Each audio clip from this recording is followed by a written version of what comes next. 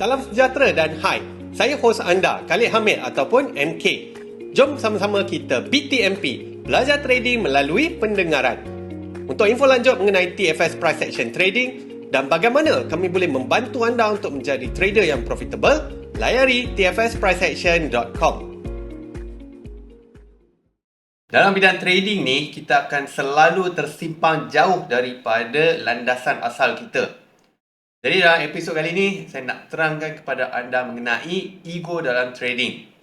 Tajuk podcast kita kali ini ialah sifat ego dalam trading yang membinasakan. Sebelum kita pergi lebih jauh, saya nak terangkan sedikit kenapa kita jadi trader. Ada yang kata sebab minat, ada yang kata sebab freedom dan sebagainya. Kunci utamanya senang saja, iaitu sebab kita nak buat duit. Betul tak? Kalau anda nak cerita tentang financial, time and emotional freedom, ketiga-tiga tu semua akan dapat melalui duit yang lebih banyak. Bila pendapatan anda bertambah, sudah tentulah kualiti hidup anda akan bertambah. Pilihan dalam hidup anda akan bertambah. Sekarang ni mungkin anda rasa tersepit sebab anda kurang kemampuan. Anda tak boleh berhenti kerja kalau nak time freedom sebab kehidupan anda dan juga orang-orang yang anda sayang bergantung kepada pendapatan anda. Jadi bila melalui trading anda boleh dapat rezeki yang lebih melimpah ruah, barulah anda boleh mendapat financial, time and emotional freedom. Jadi saya ingin tegaskan sekali lagi, kita trade sebab kita nak buat duit. Tak perlu kita nak berselindung di sebalik itu. Orang yang makan gaji ke ataupun buat benda-benda lain, semua tujuan dia sama saja. Dia nak mencari rezeki untuk meneruskan kehidupan. Jiran saya selalu cakap lah, kita mau cari makan saja mah.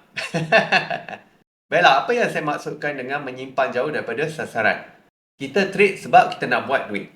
Tetapi ego yang menyebabkan kita tersimpan jauh daripada landasan tersebut.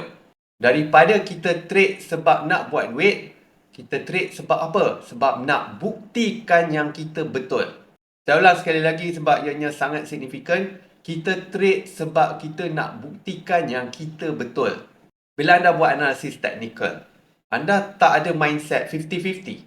Mindset anda hanyalah, aku ikut SOP, aku akan profit. Setuju tak dengan apa yang saya cakap tadi? Kita buat analisis, kita ikut SOP, kita trade what we see, dan kita expect yang kita akan confirm profit. Itulah namanya ego. Daripada kita trade sebab nak buat duit, kita trade sebab nak buktikan yang kita betul. Kita bagus, kita power, kita lah terbaik. Jadi apa yang akan berlaku bila anda mempunyai ego yang sebegitu? Senang cerita, anda memang tak akan boleh accept loss lah. Anda tak akan boleh terima adversity dalam trading. Adversity adalah perkara yang terbalik daripada apa yang anda nak. Katalah anda sell tapi market naik. Itulah contoh adversity. Jadi kalau ego anda kuat, anda nak buktikan yang anda betul. Anda mati-mati nak buktikan yang anda betul.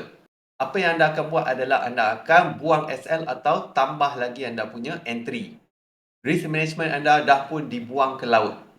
Anda trade bukan lagi sebab nak buat duit, tapi sebab anda nak buktikan yang anda betul. Inilah masalahnya bila ego merajai ataupun menguasai diri anda. Anda tak boleh nak terima kesalahan ataupun kesilapan dalam trading. Anda kena sedar yang market ni dia bukannya kita punya. Kita boleh ikut SOP tapi itu tak menjamin kita akan profit. Malah saya selalu pesan, buat benda betul boleh loss, buat benda salah boleh profit. Jadi macam mana kita nak jadi profitable? Jawapannya ialah anda kena bergantung kepada skills dan bukannya nasib. Untuk anda profit dalam satu trade, ianya always 50-50. Ianya bergantung kepada nasib. Nasib baik, anda profit. Nasib tak baik, anda loss. Tapi kalau nak berakhir dengan net profit selepas 10 trade, itulah di mana skills anda akan terbukti. Serius cakap, tak kira lah macam mana hebat pun seseorang trader, dia akan bergantung kepada nasib untuk satu trade.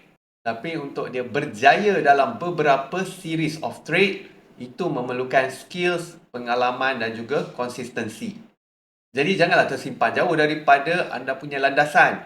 Anda trade sebab nak buat duit, bukan sebab nak buktikan yang anda betul. Anda trade seorang-seorang saja. Anda tak perlu nak buktikan kepada sesiapa pun. Tak ada siapa pun perlu tahu apa position yang anda ambil. Dan anda pun tak perlu beritahu satu dunia apa position yang anda ambil. Anda kena trade mengikut nature of trading. Salah satu nature of trading yang paling penting adalah loss adalah satu kewajipan dalam trading. Anda buatlah macam mana pun, anda tak akan dapat lari daripada loss. 10 kali anda trade, mungkin 5 ataupun setinggi 6 kali anda akan loss.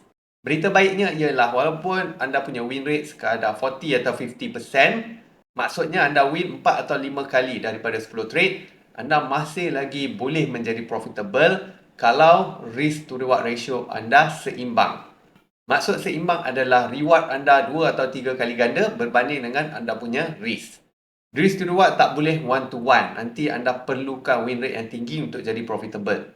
Bila kita perlukan win rate yang tinggi, of course itu akan memberikan satu tekanan yang tinggi kepada seseorang trader. Bila kita trade, ketenangan kita tu adalah sesuatu yang mahal. Dan untuk tenang dalam trading, sebelum anda trade lagi, anda dah kena tenang. Anda perlukan tidur yang cukup, anda kena jaga pemakanan dan juga anda kena bersenam. Sebab bersenam ni bagus untuk otak anda. Lepas tu anda kena bermula dengan mindset yang fresh. Tak kira lah minggu lepas ataupun semalam macam mana performance anda. Hari ini adalah hari yang baru. Setiap hari adalah start fresh every day. Anda betul-betul perlukan minda yang tenang tanpa ada apa-apa perasaan dendam atau marah terhadap sesiapa ataupun terhadap market. Bila anda berada dalam keadaan tenang, barulah anda boleh membuat keputusan yang optimum. Trading ni performance activities. Dia tak macam main bola. Anda kena lari laju, kaki kena kuat, badan kena kuat, tendangan kena tepat dan sebagainya. Trading ni memang memerlukan mental yang sangat kuat. Kita tak perlukan tangan atau kaki yang kuat dalam trading, betul tak? Jadi kita trade guna apa? Kita guna kita punya otak. We are using our brain to trade. Jari kita sekadar untuk execute trade saja ataupun execute decision yang dibuat oleh kita punya psychology trading. Jadi saya nak anda ingat dan kembali semula kepada landasan. Jangan trade sebab nak buktikan yang anda betul. Itu namanya ego. Jadi apa yang perlu anda lakukan adalah buat tindakan yang betul. Anda dah ada anda punya trading rules, anda kena ikut betul-betul. So anda kena pastikan yang anda doing the right thing.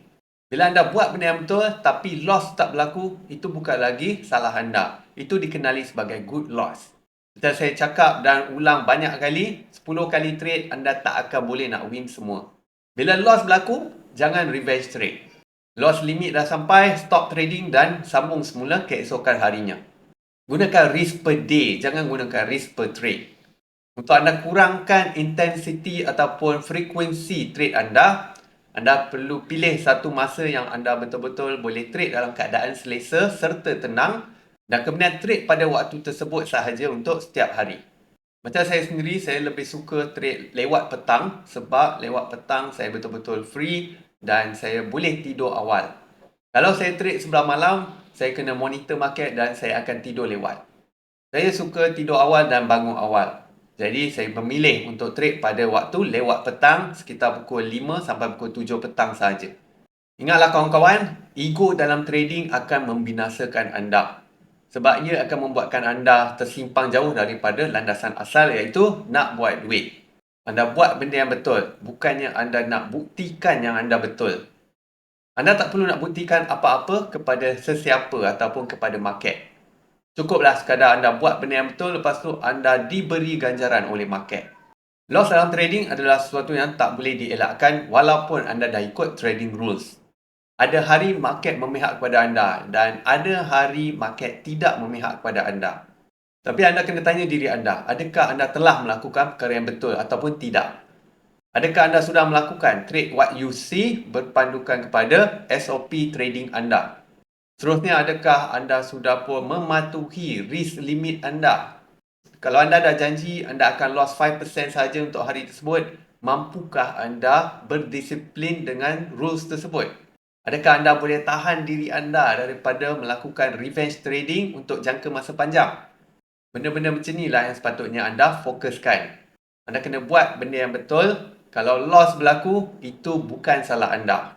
Dia akan menjadi salah anda kalau anda tidak mematuhi trading rules anda dan anda telah diprovokasi lalu terpengaruh dengan provokasi market.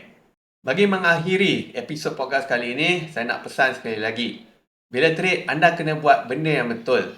Tetapi anda tak perlu buktikan yang anda betul kepada sesiapa.